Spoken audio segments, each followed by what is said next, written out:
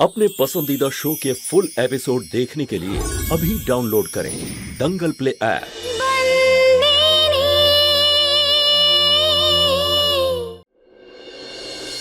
আসুন মালকিন।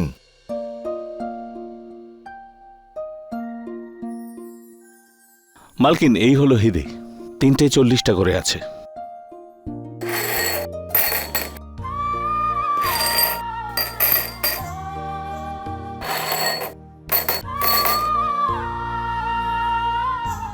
শুধু দুটোতে 40, 40, 39। কিন্তু মালকিন, আমি তো এক্ষুনি গুনেছি।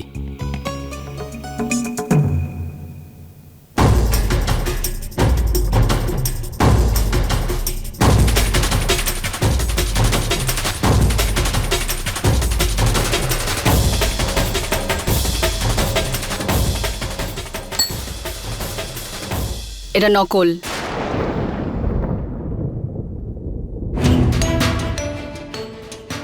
ঠিক আছে মালকিন, পরীক্ষা করে বলছি।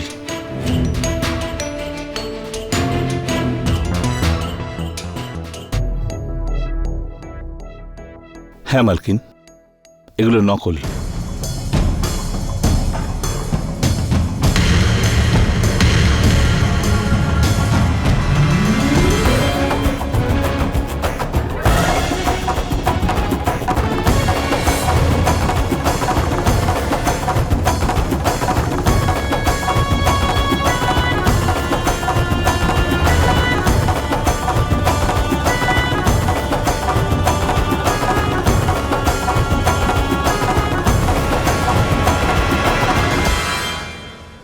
রাম সিং শেখাওয়াত, 10 বছর 7 মাস 16 দিন 2 ঘন্টা। মাহিয়া বংশী ডায়মন্ড ওয়ার্কসে কাজ করার পরেও এই রকম করলেন আপনি।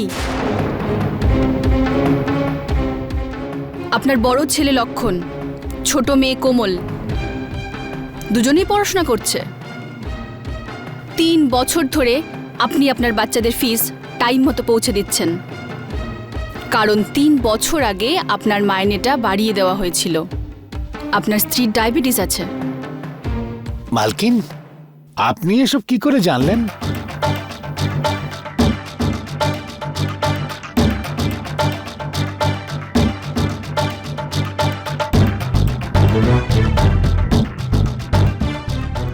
বিভা মাইয়া বংশী ধরমপুরে সেই সমস্ত জিনিসের উপর নজর রাখে যারা ওর জন্য কাজ করে, সেটা মেশিনই হোক কিংবা মানুষ। আমার সমস্ত কারিগরদের ইতিহাসের সবটা জানা আছে। ওদের ইতিহাসেই আমার ব্যবসার সমস্ত ভবিষ্যৎ জড়িয়ে আছে। তাহলে কেন কেন? মালকিন, আমায় ক্ষমা করে দিন। মালকিন, আমার বাচ্চাদের পড়াশুনো, আমার স্ত্রীর অসুখ, রোজ বাচ্চাদের একটা করে নতুন আবদার, আমাকে ক্ষমা করে দিন। মালকিন, আমার একটা ভুল ক্ষমা করে দিন। এরপর এরকম ভুল আর করব না, কখনো করব না।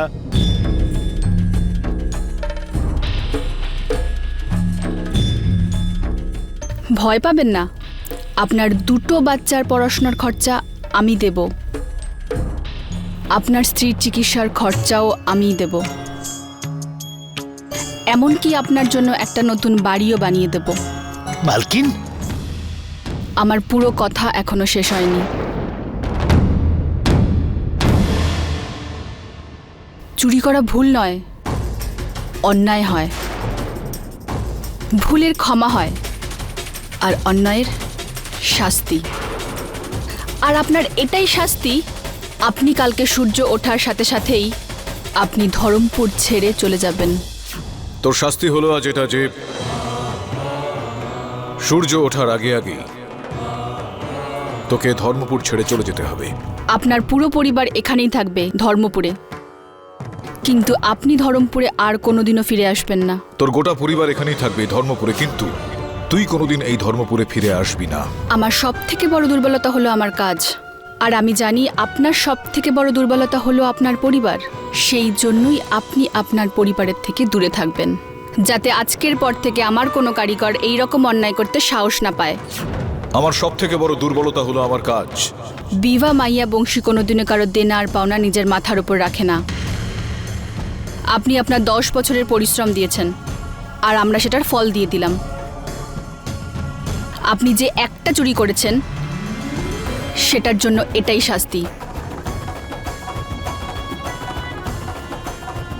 না মালকিন, না, আমাকে এত বড় সাজা দেবেন না।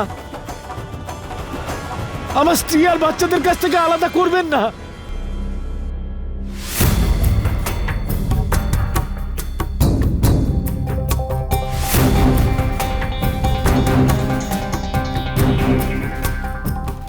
কোথায় ছিলি? দিদি আসলে অফিসে। ম্যাম, সরি ম্যাম, আমি বাড়িতে গেছিলাম। কেন, আজ কি ছুটি? না না, আসলে দাদুর শরীরটা খারাপ ছিল, তাই কিছুক্ষণের জন্য বাড়িতে গেছিলাম। কিন্তু আমি হিরেটা নিয়ে এসেছি, যেটা আপনি পালিশ করতে দিয়েছিলেন।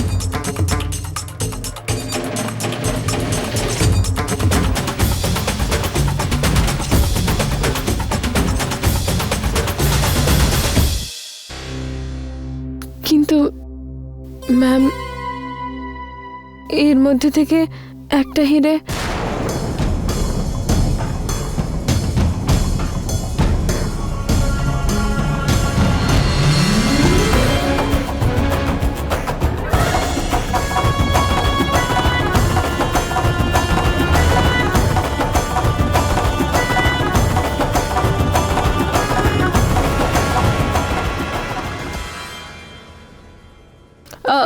ম্যাম, ম্যাম, ওখানে একটু দাগ পড়ে গেছিল। একটু দাগ নয়, হিরেটা ভেঙে গেছে। ম্যাম, আমি অনেক চেষ্টা করেছিলাম, কিন্তু আপনার মতো তো। তোর কাজ ছিল হিরেটাকে পালিশ করে এখানে নিয়ে আসার, ভেঙে ফেলা নয়। তোকে এটার মূল্য দিতে হবে। ম্যাম প্লিজ, আমি চেষ্টা করব, কিন্তু কিন্তু এত টাকা তো আমার কাছে। এটা তোর সমস্যা মঙ্গি, আমার নয়। প্রত্যেক মাসে সুদ সমেত তোকে এটার জরিমানা দিতে হবে, তা না হলে চাকরি ছেড়ে দাও।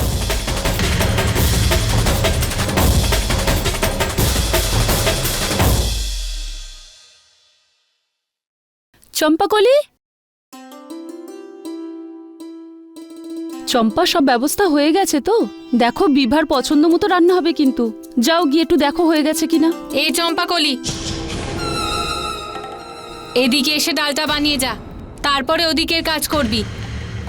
আর তুই আমায় একটা কথা বল, বিভা তো এখনো আসেইনি, আর তুই সকাল থেকে এমন ভাব দেখাচ্ছিস। বিভা ছাড়াও এখানে আরো অনেক কাজ রয়েছে, আর তাছাড়াও বিভা ওইদিকে থাকে, ও পারে, এদিকে আয়, কাজ কর। খেমি, বিভা আমাদের দুজনেরই ননদ। কথা বলো না তো কি হয়েছে? হ্যাঁ, সম্পর্ক তো আছে। আরে কথাবার্তা না হলে সম্পর্ক কিসের? হ্যাঁ জানি, বিভা ধর্মপুরে ধর্মাধিকারী হয়ে গেছে, মাহিয়া বংশীর উত্তরাধিকারী হয়েছে টাকা রোজগার করে। যখন আসবে তখন না হয় আমিও আমার সেবাটা দেখাবো, কিন্তু এখন তুই এদিকে রান্না করতে হবে। আর তাছাড়াও তোমার কাছে তো ও আছে, লক্ষ্মী, ওকে দিয়ে কাজ করাও।